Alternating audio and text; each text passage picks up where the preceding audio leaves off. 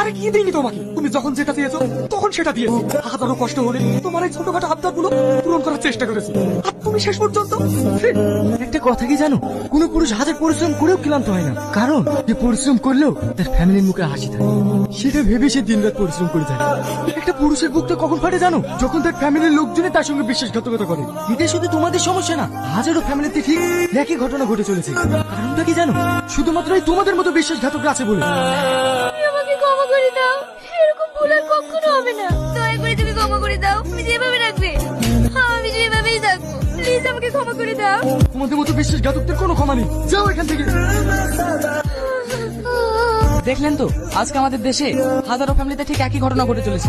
তাই আপনাদের উদ্দেশ্যে বলছি, আপনাদের নিজের সংসারটাকে ভালো রাখুন আর ভালোবাসুন। কারণ আপনাদের সুখের জন্য যেসব পুরুষেরা সারা জীবন বাইরে পড়ে থাকছে, তাদের সাথে কখনো বেইমানি করবেন না। ভালো থাকুন, সুস্থ থাকুন, ধন্যবাদ।